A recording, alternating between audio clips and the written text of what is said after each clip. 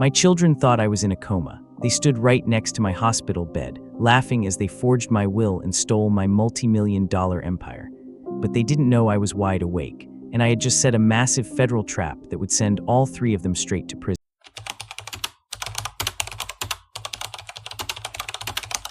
Chapter 1: The Eavesdropping. I lay there in the sterile hospital bed, listening to the steady, rhythmic beeping of the heart monitor. To the rest of the world, I was Harrison Vance, a dying 72-year-old man with only days left to live. My eyes were closed, my breathing was shallow, and my body remained perfectly still beneath the heavy cotton blankets. The doctors had solemnly told my family that I was completely unresponsive, slipping quietly into the dark abyss. But the doctors were entirely wrong. I was wide awake. My mind was as sharp and ruthless as the day I built my multi-million-dollar real estate empire from the ground up. I just wanted to see exactly what would happen when the vultures thought the lion was finally dead. And I didn't have to wait very long to find out. The heavy oak door of my private suite clicked open, followed by the sound of hushed, hurried footsteps echoing across the floor. I instantly recognized the heavy, arrogant stride of my eldest son, Marcus. Right behind him was the sharp, rapid clicking rhythm of expensive designer heels. That would be my daughter, Serena, always dressed for a high society gala, even when visiting her dying father. And trailing behind them, shuffling his feet like a bored, petulant teenager, was Nathan, my youngest. I waited for the tears. I waited for the soft whispers of grief, or perhaps a gentle hand reaching out to hold mine. Instead, I heard the crisp, sickening rustle of thick parchment paper being unrolled right at the foot of my bed. "All right, let's make this quick before the nurses come back," Marcus whispered, his voice dripping with greedy impatience. "Did you bring the draft of the will, Serena?" "Of course I did," she replied, her tone icy and completely devoid of any human sorrow.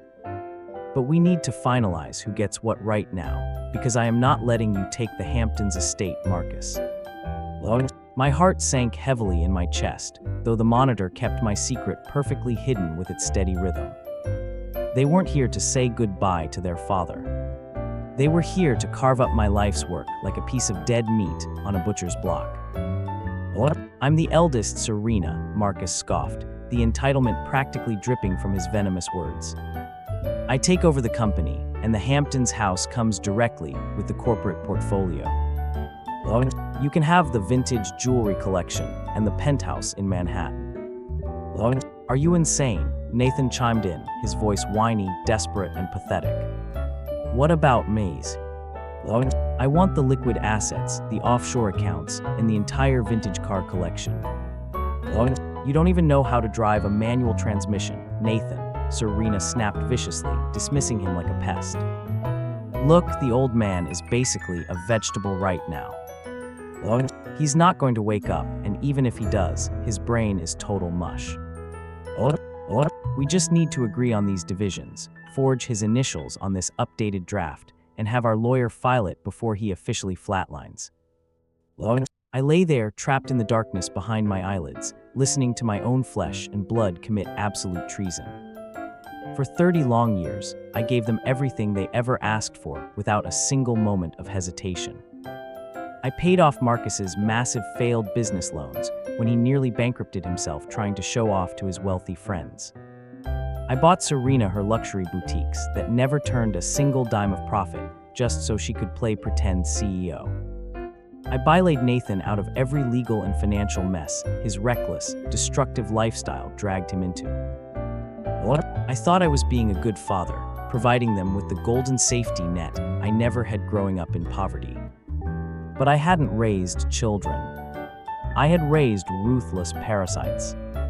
"Fine," Marcus hissed, slamming a heavy gold pen onto the bedside table, right next to my motionless hand.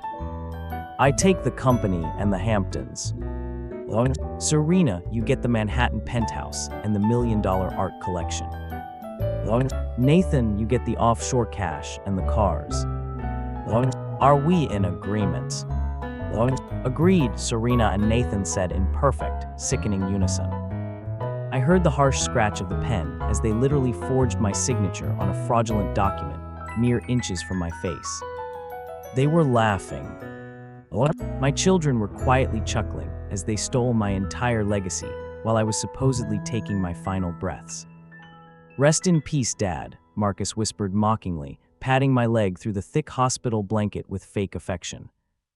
"You won't be needing any of this where you're going." They rolled up their fake document, turned on their expensive heels, and walked out of the room without a single backward glance. The heavy door clicked shut, leaving me completely alone in the suffocating silence of the hospital room. I slowly opened my eyes, staring up at the harsh, sterile fluorescent lights on the ceiling. A cold, dark fury began to boil deep within my veins, instantly replacing every ounce of love I ever had for them. They thought they had won the ultimate prize. They thought they had successfully outsmarted the frail old man. But they had forgotten one very crucial detail about who I really was. I didn't build an impenetrable empire by being naive, and I certainly didn't leave my true legacy lying around in an unlocked desk drawer. I slowly reached over, pulling the unnecessary oxygen tube away from my face, and grabbed my hidden burner phone. I dialed a private number, waiting only one ring before my lawyer answered. "Victor," I rasped, my voice completely steady and as cold as ice. The rats took the bait exactly as we predicted. It's time to initiate Protocol Lazarus. They wanted to illegally divide my inheritance before I died. But they had absolutely no idea the absolute hell that was waiting for them in the real will. Chapter 2, Protocol Lazarus. Less than 20 minutes after I made that phone call, the heavy oak door to my hospital room clicked open once again. But this time, it wasn't my greedy, backstabbing children sneaking around in the shadows. It was Victor Sterling, my personal attorney and the most ruthless legal mind in all of New York City. Victor didn't wear a cheap suit, and he didn't have an ounce of pity in his cold, calculating gray eyes. He locked the door behind him, closed the heavy blinds, and pulled a sleek black leather briefcase from under his arm. "I see the miraculous recovery is going exactly as planned, Harrison," Victor said, a wicked smirk playing on his lips. I ripped the IV tape off my arm, threw the useless oxygen tube onto the mattress, and swung my legs over the side of the bed. "There was never anything wrong with my heart, Victor. The only thing broken inside me right now is the illusion that I actually raised a decent family." I stood up, feeling the familiar, commanding strength return to my bones as I shed the pathetic persona of a dying old man. Victor opened his briefcase, pulling out a thick stack of high-resolution surveillance photos and dropping them onto the bedside table. "You were right about everything, Harrison. They didn't even wait for your monitor to flatline before they started spending your money." I picked up the first photo, feeling a sickening knot twist deep in my stomach. It was a picture of Marcus, standing in the lobby of a luxury car dealership, shaking hands with a salesman. Marcus just put a massive down payment on a $3 million Bugatti, Victor explained smoothly. He used his own failing company as collateral, assuming your corporate portfolio will cover the debt by the end of the week. I tossed the photo aside and picked up the next one. Serena was sitting in a high-end real estate office, signing a mountain of paperwork while sipping premium champagne. "Serena just finalized the purchase of a private island in the Bahamas," Victor continued, his voice laced with dark amusement. "She took out a massive, high-interest bridge loan, fully expecting the Manhattan penthouse and your art collection to pay it off." "And Nathan?" I asked, my voice barely more than a dangerous, gravelly whisper. "Nathan is currently throwing a massive VIP party at an exclusive club downtown, racking up a six-figure tab on his black card. He's bragging to everyone who will listen that he is about to become the youngest billionaire in the city." I stared at the photos, the last remaining shreds of my fatherly compassion burning away into pure, unadulterated ash. They were building castles in the sky, completely unaware that I was about to detonate the very ground they stood on. "Did they file the forged draft of the will?" I asked, turning my sharp gaze back to Victor. "They filed it exactly 22 minutes ago," Victor replied, pulling a certified copy of their fake document from his briefcase. They bribed a shady notary to backdate the signatures, claiming you were completely lucid when you signed away your empire. It is a federal crime, Harrison. Forgery, fraud, and conspiracy to commit grand larceny. I let out a low, dark chuckle that echoed ominously in the sterile hospital room. Good. Let them believe they have outsmarted the system. Let them dig their graves so deep that they can never, ever climb back out. Victor pulled out a second document, this one bound in thick black leather and sealed with my official corporate crest. This was the real will. The ironclad, impenetrable document that I had spent the last 6 months secretly drafting with Victor's elite legal team.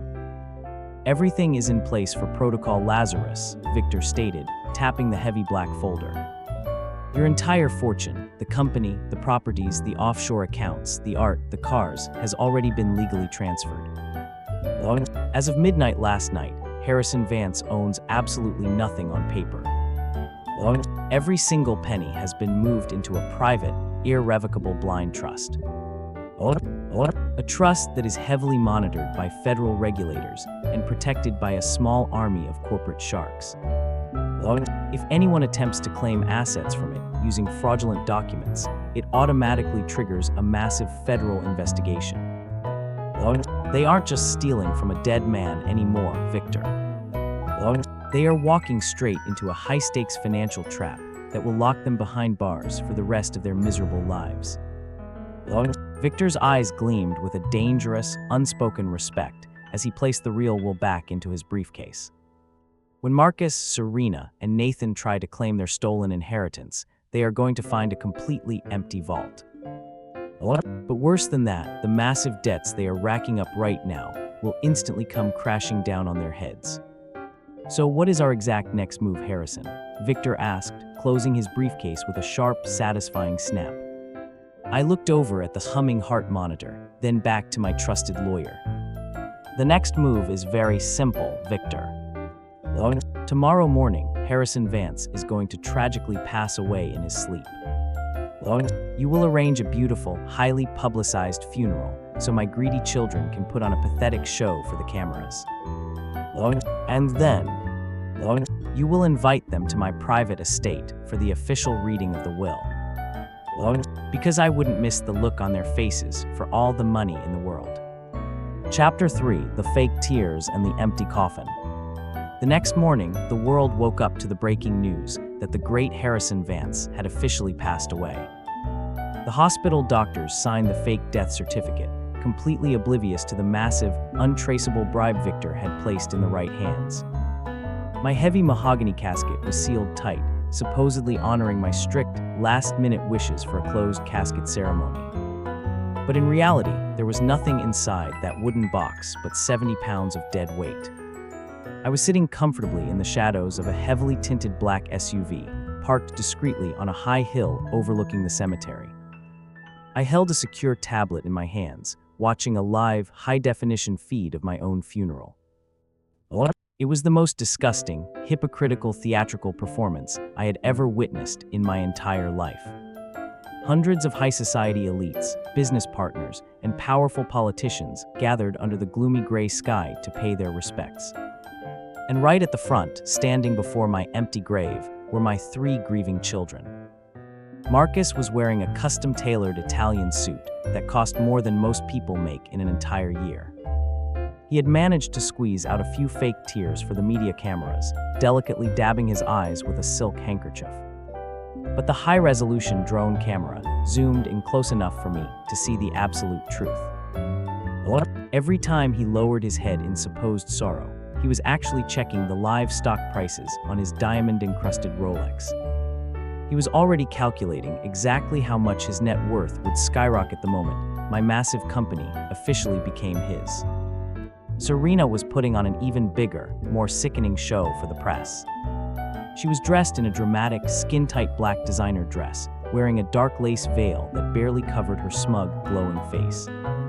I watched in absolute disgust as she gave a heartbreaking, emotional interview to a local news anchor. My father was my hero, and I will spend the rest of my life honoring his incredible legacy," she sobbed beautifully for the audience.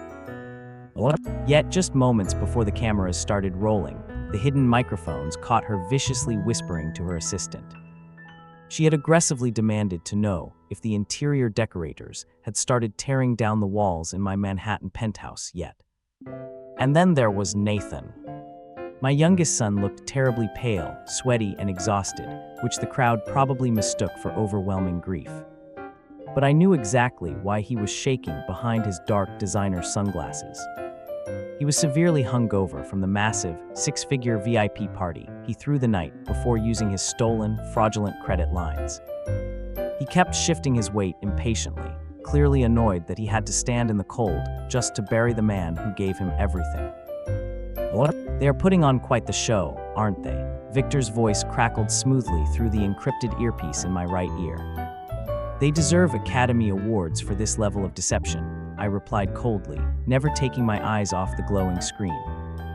As the priest finally finished his long, drawn-out prayer, the massive crowd began to slowly disperse. I watched my children immediately drop their sorrowful acts the absolute second the media cameras were turned off.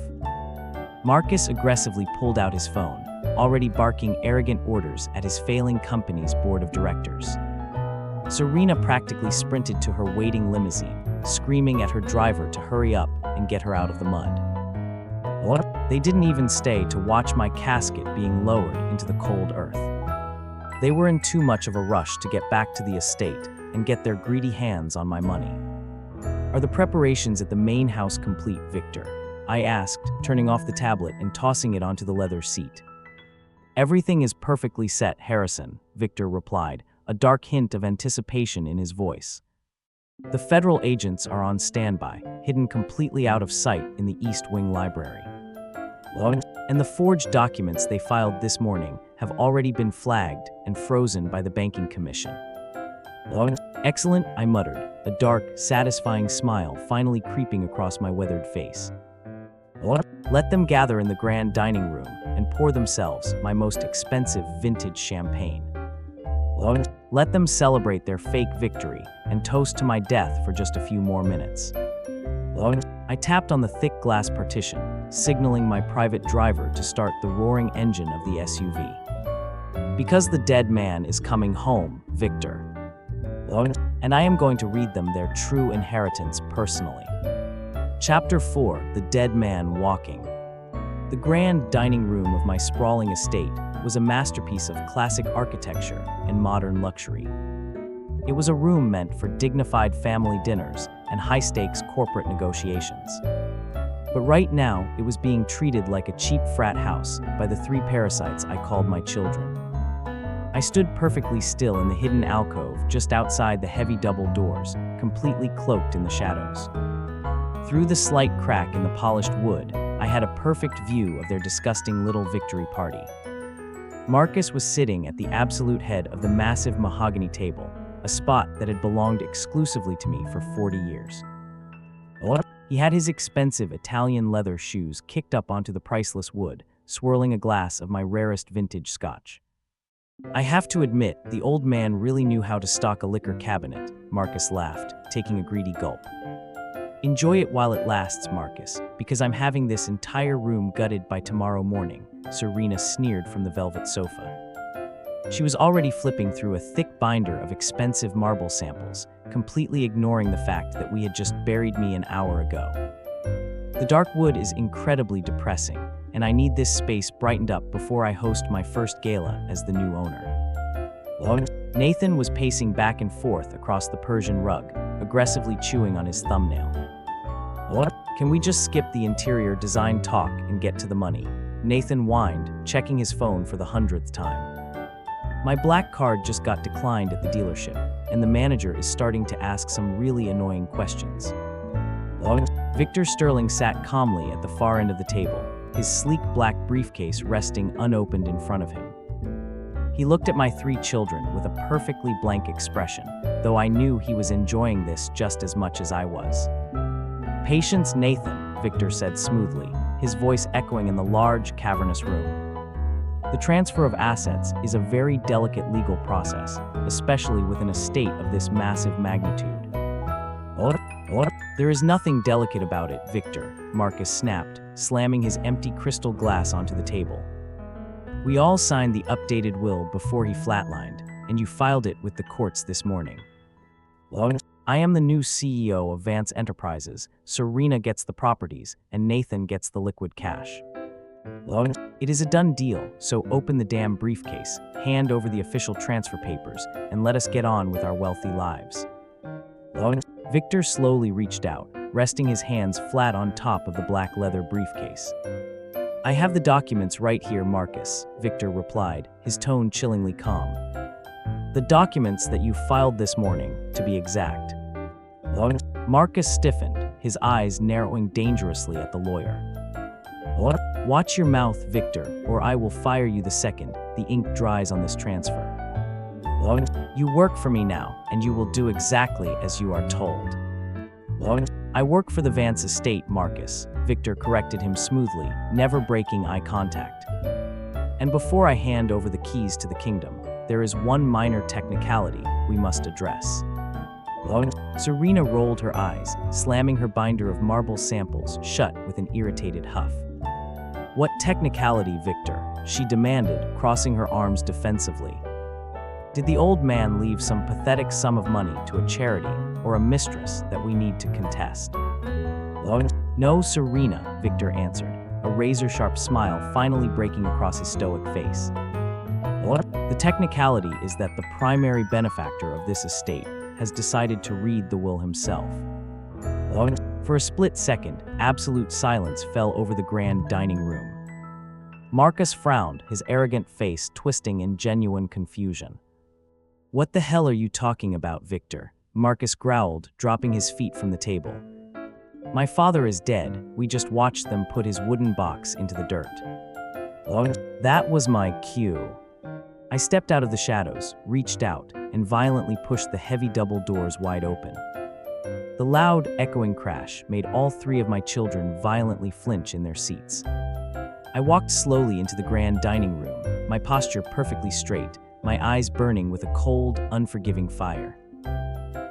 I didn't look like a frail, dying old man anymore. I looked like the ruthless, cutthroat billionaire who had built an empire from absolutely nothing. The color instantly drained from Marcus's face, turning his arrogant smirk into a mask of pure, unadulterated horror. Serena let out a pathetic, high-pitched gasp, dropping her expensive designer bag right onto the floor. Nathan stumbled backward, tripping over the edge of the Persian rug and crashing hard into a bookshelf. Hello, children, I said, my voice deep, steady, and echoing with absolute authority. I hear we have some inheritance to discuss. Chapter 5, The Masterpiece of Deception. The silence in the grand dining room was so absolute, you could hear a single pin drop on the hardwood floor. Marcus looked like he had just seen a ghost, his mouth opening and closing repeatedly like a suffocating fish. Serena was trembling so violently that her expensive diamond earrings were shaking against her pale, sweating neck. Nathan was still sprawled on the floor, staring up at me with wide, terrified eyes as if I were the Grim Reaper himself. Dad, Marcus finally choked out, his voice cracking like a terrified little boy in the dark. But the hospital called us. The doctors said you were gone. It's a miracle, Dad. Serena suddenly shrieked, desperately trying to force a fake, trembling smile onto her face. She took a hesitant step forward, holding her arms out as if she were actually going to hug me. We were so heartbroken, we didn't know what to do without you. Stop, I commanded, my voice slicing through the heavy air like a razor-sharp blade. Serena instantly froze in her tracks, the fake smile melting off her face in a matter of seconds. I slowly walked over to the head of the table, forcing Marcus to frantically scramble out of my custom leather chair. I sat down, meticulously straightening my suit jacket, and looked at each of my pathetic children with absolute disgust. There was no miracle, Serena, and there was certainly no heartbreak, I said coldly. The only thing that died in that hospital room was my blind, foolish love for the three of you. Marcus swallowed hard, thick drops of sweat beginning to bead on his forehead, despite the cool air conditioning. Dad, whatever you think you heard, it was just the stress talking, Marcus stammered pathetically. We were trying to protect the company, to make sure your legacy was secure in case the worst happened. I let out a harsh, humorless laugh that echoed ominously off the high ceiling. Protect my legacy, I repeated, leaning forward and resting my hands heavily on the polished mahogany table. Is that why you forged my signature on a fake will, while I was supposedly taking my last breaths? The three of them instantly turned as white as sheets, realizing exactly how much I truly knew. I was awake, Marcus, I growled, my eyes locking onto his terrified, trembling face. I heard every single word you said, and I felt the pen scratch against the paper right next to my head. I listened to you carve up my life's work like greedy scavengers picking at a dead carcass. Nathan slowly scrambled up from the floor, his hands shaking uncontrollably as he backed against the wall. Dad, we didn't mean it, we were just confused. Nathan pleaded, real tears actually welling up in his eyes now. Confused. I snapped, pulling the thick stack of surveillance photos from my inside pocket and throwing them across the table. Were you confused when you racked up a six-figure tab at the club last night, bragging about being a billionaire? Nathan stared at the high-resolution photos of himself, his jaw dropping in absolute, paralyzing horror. I turned my furious, burning gaze to my daughter, who was now clutching her chest in a full-blown panic attack. And you, Serena, I continued, my voice dripping with pure venom. Were you confused when you took out a massive bridge loan to buy a private island in the Bahamas? Did you really think I wouldn't notice you planning to gut my penthouse before my body was even cold? Serena let out a pathetic, broken sob, covering her face with her trembling hands as her knees nearly gave out. Finally, I looked at Marcus, the supposed mastermind of this brilliant, flawless little operation. And you, my eldest son, buying a $3 million Bugatti using my corporate portfolio as collateral, I sneered. You actually thought you were smart enough to outplay me in my own game. Dad, please, we can fix this, Marcus begged, his arrogant facade completely shattered into a million pieces. We can tear up the documents, we can cancel the purchases, just give us a chance to explain. It is far too late for explanations, Marcus, Victor Sterling suddenly interrupted, stepping forward out of the shadows. Victor placed his sleek black briefcase on the table, entering the combination with a series of sharp, satisfying clicks. You see, the fraudulent will you filed this morning triggered a very specific set of legal tripwires, Victor explained smoothly. You tried to claim assets that no longer belong to Harrison Vance. My children stared at the lawyer in pure, unadulterated confusion, the reality of their nightmare not fully setting in yet. What do you mean? Marcus whispered, his voice trembling with a new, much deeper fear. I smiled, a cold, ruthless smile that promised absolute destruction. It means, Marcus, that you didn't just steal from your father, I said softly. You tried to steal from a federally protected entity. Victor opened the briefcase, pulling out the thick, black leather folder containing the real, legally binding will. Now, I commanded, leaning back in my chair and crossing my arms. Let's read the real will, shall we? Chapter 6, The Lazarus Trap. Victor cleared his throat, the sound echoing like a sharp gunshot in the dead silence of the room. He opened the heavy black folder, meticulously smoothing out the crisp, watermarked pages of my true legacy. As of midnight last night, the entity known as the Vance estate ceased to exist in its traditional form, Victor began, his voice perfectly monotone. Every single asset, property, corporate share, and liquid account was legally transferred into the Lazarus Blind Trust. Marcus grabbed the heavy edge of the table, his knuckles turning completely white as the blood drained from his hands. A blind trust, Marcus gasped, his eyes darting frantically between me and the lawyer.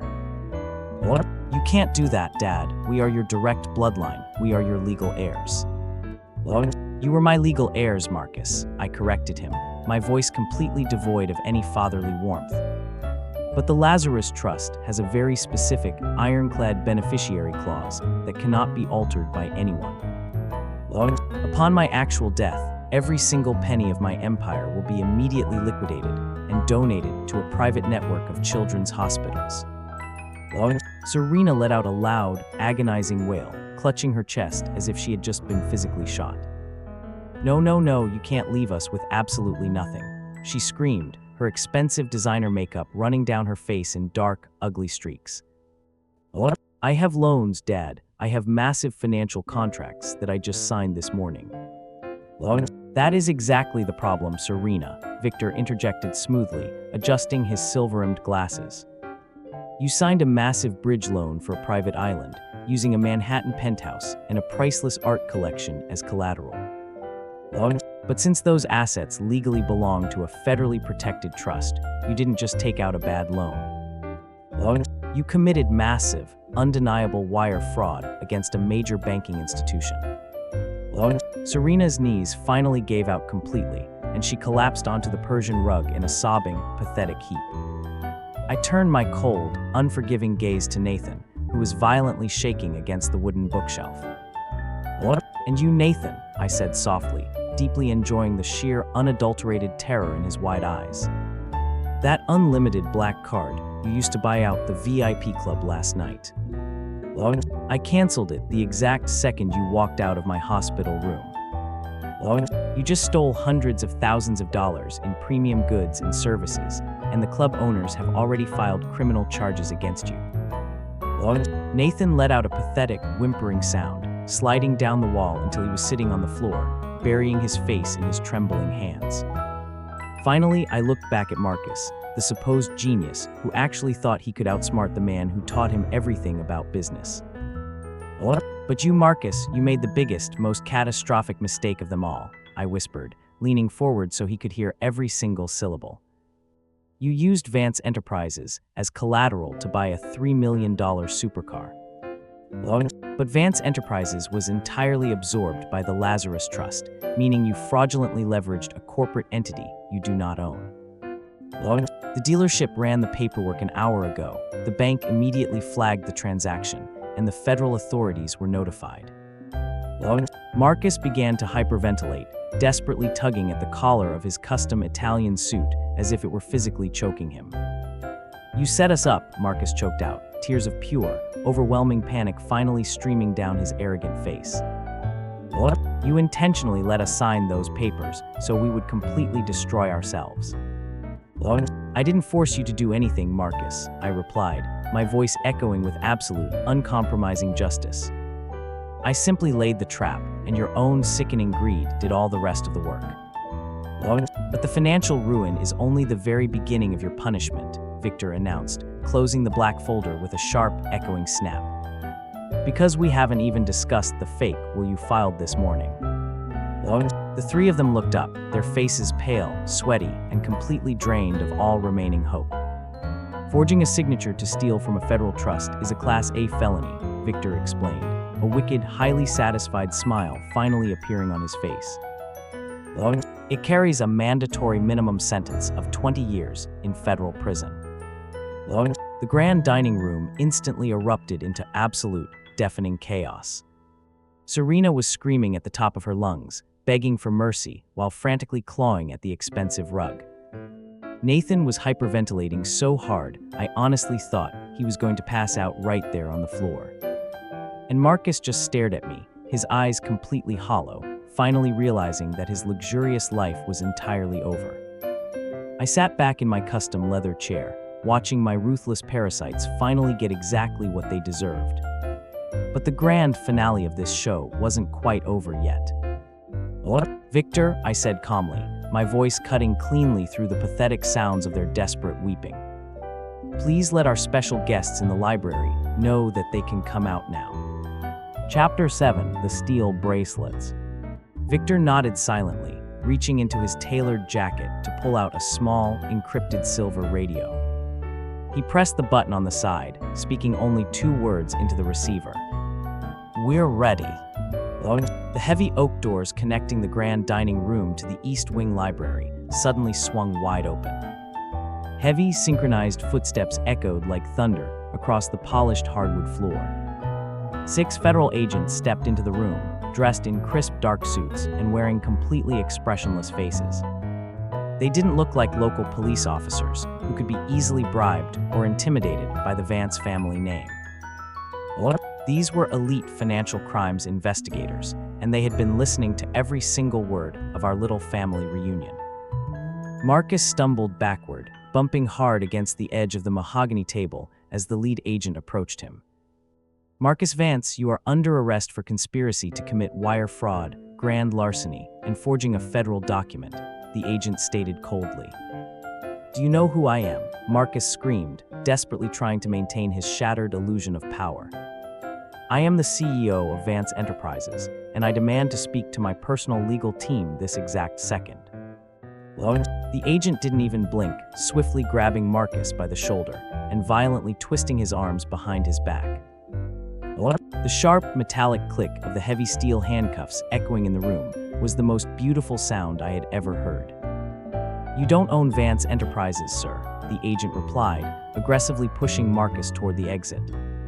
"You own absolutely nothing." Across the room, 2 female agents were currently pulling a hysterical Serena up from the expensive Persian rug. She was thrashing wildly, screaming at the top of her lungs that the handcuffs were ruining her custom designer dress. "Don't touch me, you peasants. My father is going to sue all of you into absolute bankruptcy," she shrieked, completely losing her mind. I sat perfectly still in my leather chair, watching her pathetic display with a heart completely made of stone. "I am not suing anyone, Serena," I said calmly, my voice easily cutting through her chaotic screaming. "In fact, I am the one who personally handed them the surveillance footage and the forged documents." Serena stopped thrashing for a split second, staring at me with eyes full of absolute, undeniable betrayal. She finally realized that her wealthy, untouchable father was the exact person locking her inside a concrete cell. As for Nathan, he didn't even try to put up a fight when the agents approached him. He just held his trembling hands out in front of him, sobbing quietly like a terrified child who had just been caught stealing candy. "Dad, please, I'm sorry, I'll go to rehab. I'll get a real job, just don't let them take me away." Nathan begged, tears streaming down his pale face. "A real job won't pay off a 6-figure club tab, Nathan," I replied coldly, not breaking eye contact as the cuffs snapped shut around his wrists. "But I hear the federal penitentiary pays about 13 cents an hour for laundry duty." The agents began to aggressively march my 3 children toward the grand double doors of the dining room. But right before they crossed the threshold, Marcus violently dug his expensive shoes into the floor, turning his head to look back at me one last time.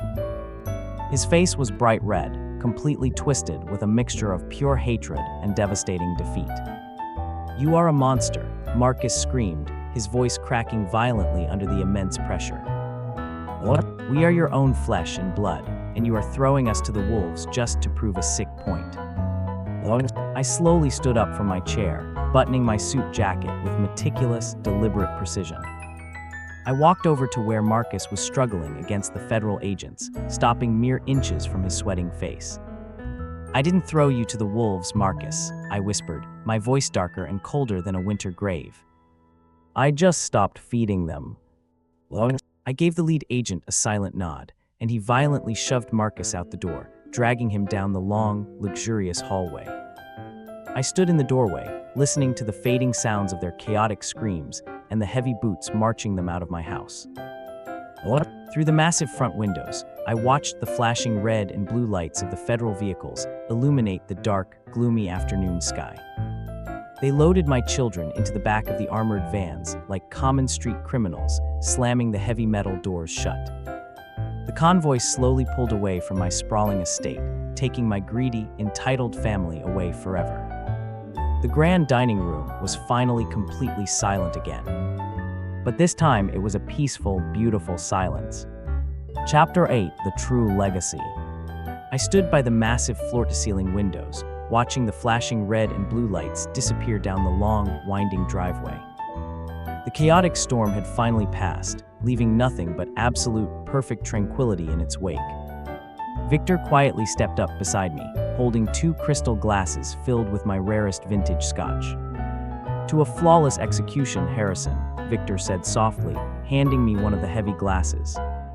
"To the Lazarus Trust," I replied, clinking my glass against his before taking a slow, satisfying sip.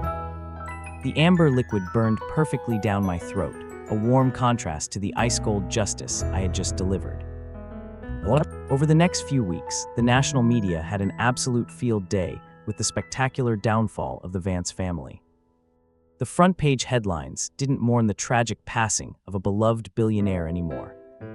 Instead, they plastered the humiliated, tear-stained mugshots of Marcus, Serena, and Nathan across every single news channel in the country. Their high-priced lawyers tried desperately to fight the federal charges, but the evidence we handed over was absolutely bulletproof. During the highly publicized trial, they actually had the nerve to beg me for help. Marcus cried pathetically on the witness stand, swearing to the judge that he was just trying to protect the family business. Serena tried to manipulate the jury, playing the role of a traumatized, innocent daughter who was tricked by her evil brothers. And Nathan just sat at the defense table, completely catatonic, realizing that his fake billionaire lifestyle was permanently over. I sat in the back row of the courtroom every single day, watching them violently tear each other apart like wild animals trapped in a cage. When the judge finally slammed his heavy wooden gavel and handed down their 20-year maximum sentences, I didn't feel a single ounce of pity. I just stood up, adjusted my coat, and walked out of the courthouse into the bright, warm sunlight. Marcus's failing company was immediately seized by the banks, leaving him drowning in millions of dollars of insurmountable debt. Serena's precious private island was foreclosed on before she even had the chance to step foot on the white sand beaches. And Nathan was forced to trade his tailored designer suits for a bright orange jumpsuit, completely cut off from the luxury he felt so entitled to. Meanwhile, the Lazarus Trust operated exactly as I had designed it to. My entire multi-million-dollar empire was quietly and efficiently liquidated by Victor's elite legal team. Every single cent was funneled directly into a massive, nationwide network of underfunded children's hospitals. I didn't put my name on any of the new hospital wings, and I didn't ask for any public recognition whatsoever. I had spent my entire life building a golden empire for a family that completely despised me behind my back. Now that same gold was going to save the lives of thousands of innocent children who actually deserved a second chance at life. I eventually sold the massive, empty estate and moved to a quiet, secluded cabin nestled deep in the mountains. I traded the chaotic boardrooms and the fake high society galas for peaceful mornings and the quiet sounds of nature. I may have lost my children, but in the end, I finally found my own peace. Some people might call me a monster for setting such a ruthless trap for my own flesh and blood. Or they might say that a father should always forgive his children, no matter how deep the knife is twisted into his back. But respect is not an inheritance that you can just blindly demand, and loyalty is not something you can buy with a black credit card. If you want to act like a ruthless predator, you better make absolutely sure the lion is actually dead before you step into his cage. Because sometimes the dead man wakes up. And when he does, he brings absolute hell with him. So what would you have done if you were in my shoes? If your own children betrayed you on your supposed deathbed, would you have forgiven them, or would you have taught them the ultimate lesson? Let me know your thoughts down in the comments below. If you enjoyed this story of ultimate karma and family betrayal, please hit that like button and subscribe to the channel. Turn on the notification bell so you never miss another satisfying story. Until next time, stay sharp, trust your instincts, and always read the fine print.